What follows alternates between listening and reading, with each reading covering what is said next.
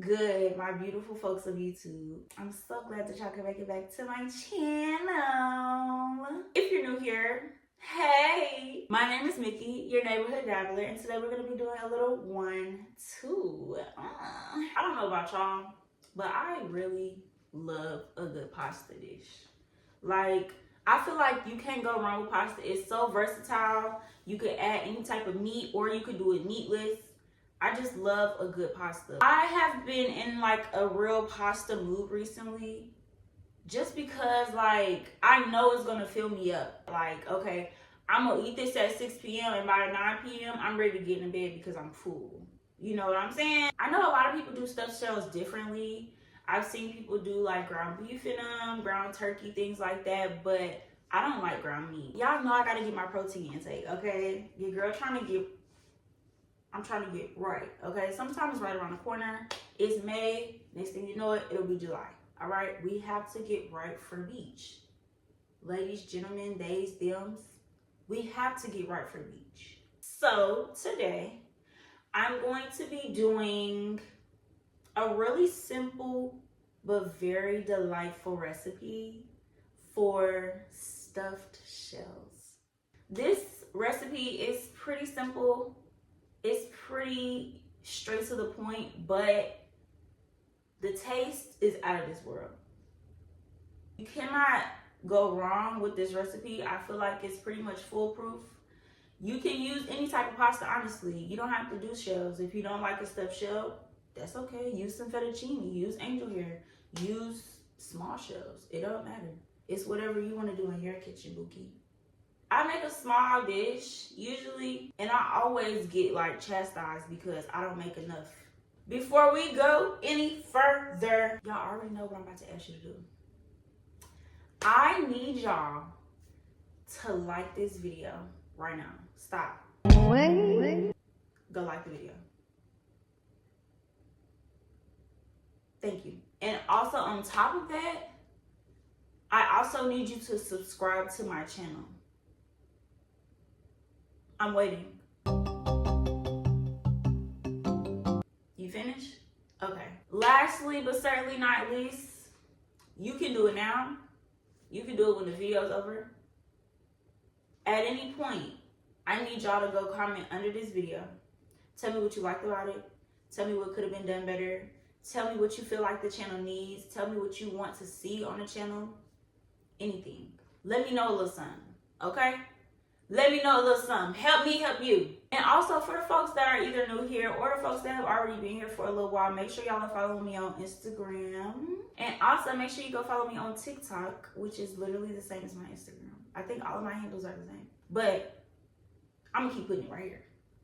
Okay? You can find me right here, baby. Now that we got all the logistical stuff out the way, y'all, let's go ahead and get them notepads off. Go ahead and get the notepad. Go ahead and get that pen, get that pencil, get that Sharpie, get that expo marker.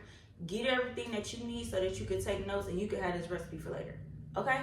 Because you're gonna need it. Time to get serious. Get down to business. Because I'm hungry and I know you're probably hungry too. With your big bag, so let's go.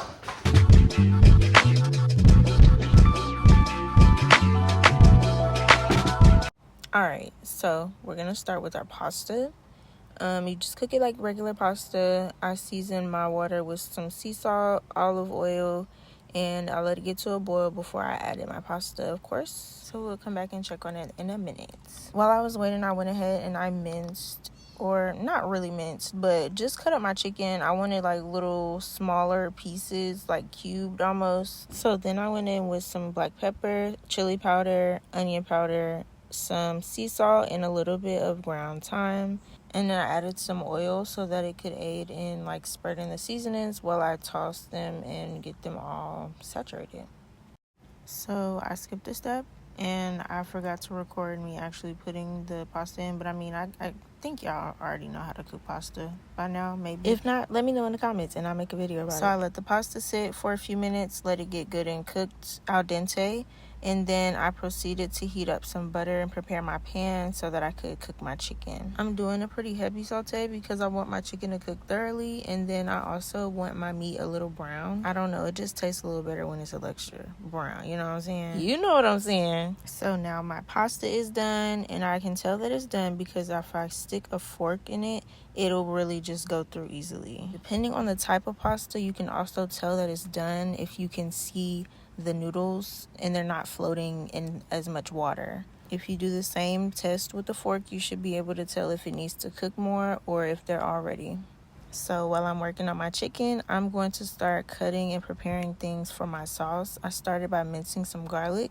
I am actually trying to get into my mince game and using my knife a little more and a little more efficiently, if I may say. So I decided that I wanted to mince some garlic instead of just using the already minced garlic, but either one is fine and they both should work for the recipe. If you feeling like you still want to slack off a little bit, use a garlic press instead of just using a plain old knife. It probably would have been a little bit more efficient to use a bigger knife just for this because it would have got the task done a little bit quicker, but it's all good. The best option is to just use what you have. So now my chicken is looking real cute, real nice, all crispy and junk how I like it, nice coating on the skin. I'm gonna go ahead and remove it from the pan, and then I'm gonna let the pan cool off a little bit before I start actually building my sauce.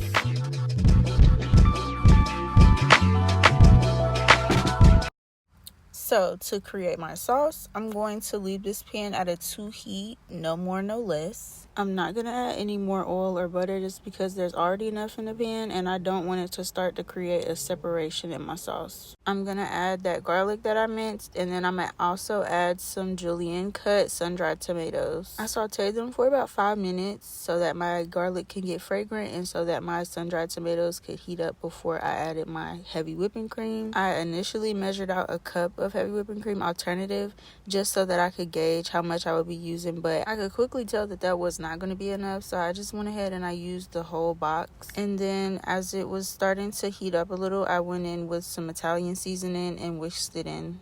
Whisked it in. My bad, y'all. I was trying to make that sound right. Another reason I'm going to stick with that 2 heat is because I don't want my heavy cream alternative to start to separate once it gets too hot. And I also want to cook it low and slow so that all of my ingredients can marry and I can have a really rich sauce. So I added in some cheese and then went in for another stir. And then once I felt like the cheese was melted, I gave it a taste and then added what else I felt like it needed. Once it had that preferred taste that I like, I went ahead and I let it sit on that 2 heat for about 10 to 15 minutes, just stirring it occasionally so that it doesn't stick to the sides and ensuring that my cheese is melted all the way. So once I feel like my sauce doesn't need anything else, I'm going to add in my spinach and then stir it so that the spinach can cook down to a nice texture. This will probably take about 5 to 7 minutes to get it to the texture that I like. If you choose, you could also add about 2 to 3 tablespoons of water and then let it cook with the lid on.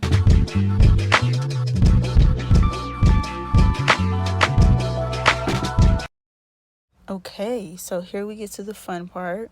I'm going to bring out a pan, appropriate size pan, so that I can make sure that all of my shells are going to fit. I went ahead and sprayed it with non-stick spray so that I could avoid it sticking to the pan when I bake it. And then I just went ahead and started stuffing my shells with the chicken. If you would like, you can also add some cheese on top, but I don't need all that. I just need a little 1-2 in the shell, little chicken in the shell. Okay, and then once I finished putting all of them in the pan, I covered them in the sauce and then I sprinkled some cheese on top.